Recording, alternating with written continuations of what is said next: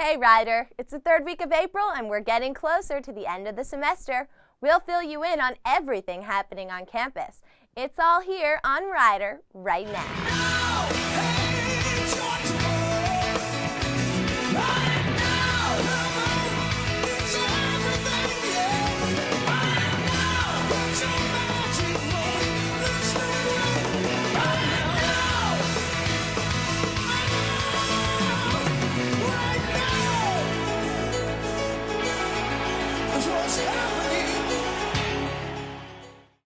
Hey Ryder, welcome back. I'm your host, Kelly Dixon.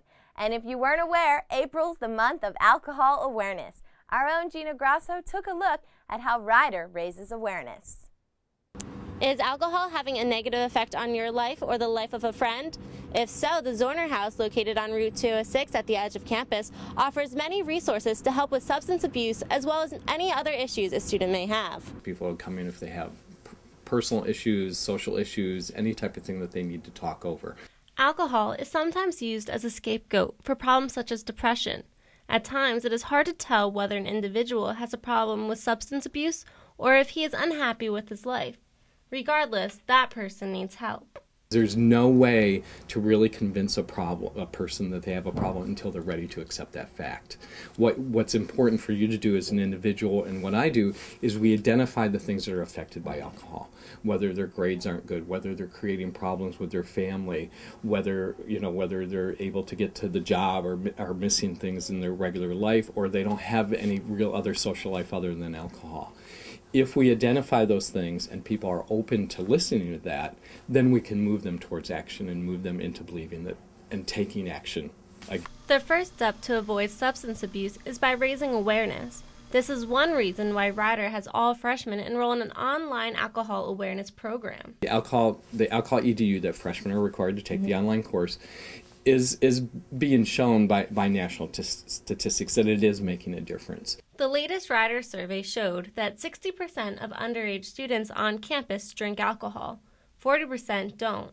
This statistic is higher than the national average. Fisher explained that this is partially due to the penalties issued to students for underage drinking. Hear students say, oh, the fine's nothing, but parental notification is the problem. Or the fine's nothing, but I don't want to go take that education class. That's horrible. Or second repeaters that have to come in and see with me. We elevate it, helping them take the next step of education and stuff is important. There are many myths that go along with drinking, such as, I can sober up quickly if I have to, or the more I drink, the better I feel. And how about I can drive after a few drinks? Ryder's Alcohol EDU program teaches students that these are all common misconceptions. In fact, it can take up to 2 hours to process just one drink. When consumed at high levels, it produces unpleasant, inebriating feelings such as vomiting, mood changes, and passing out. And did you know that 50% of all car crashes among 18 to 24-year-olds involve alcohol? Your brains are still being wired, and the pathways are still being created that will utilize your thought process your whole life. And every time you use alcohol, it's going to be wired differently. So right now what they're finding is that young alcoholics, like kids as young as 15, 16 years old, they have so much lower brain function than a normal 15, 16-year-old because the pathways are being ignored. They're not being wired to that part of the brain.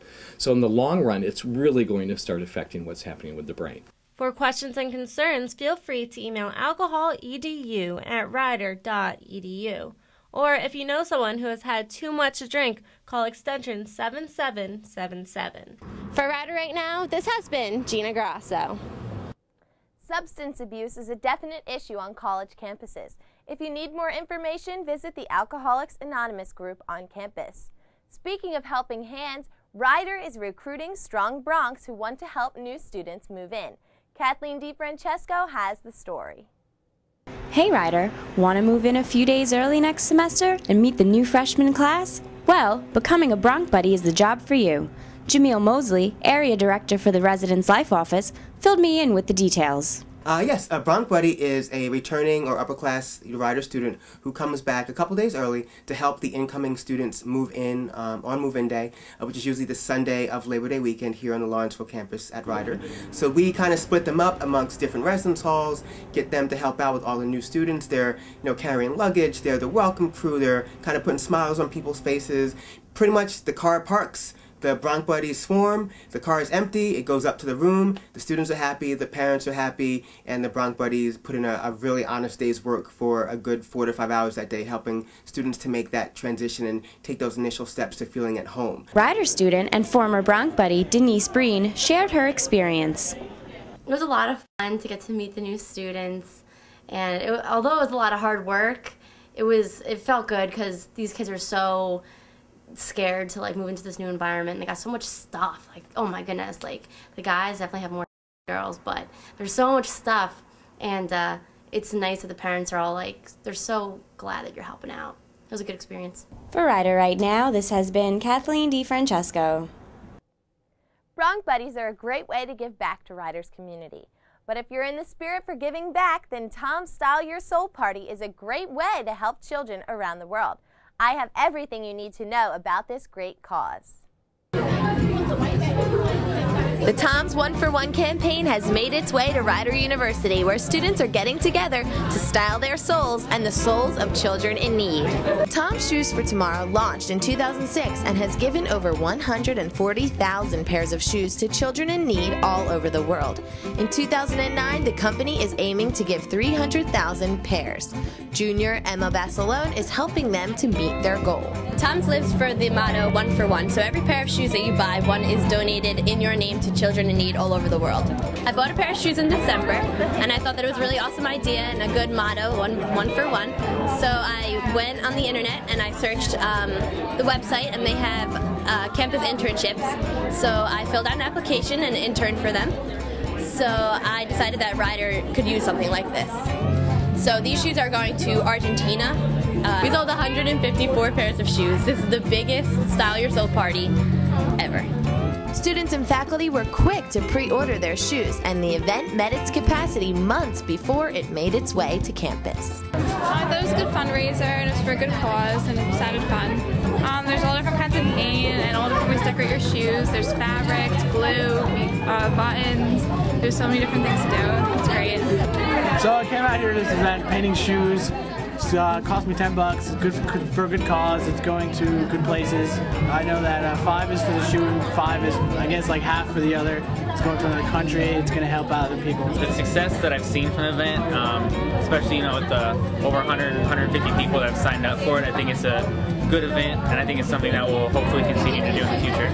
To help more children who walk without shoes every day, visit www.tomshoes.com. For Rider Right Now, this has been Kelly Dixon. Rider's also giving back to those in need with their Wall of Hope fundraiser. Kathleen DiFrancesco has the details on this charitable event. This past week, SGA hosted a Wall of Hope in Dailies. The wall is a giant greeting card that will be sent to patients battling cancer. SGA officer Lindsay Galbraith explained further. The SGA, we're visiting Robert Wood Johnson University Hospital in Hamilton tomorrow, and we wanted to have a continuation of Relay for Life, show people it's not just a weekend event where we want to raise awareness and raise money year-round. And so we just decided to bring the Wall of Hope to continue our process.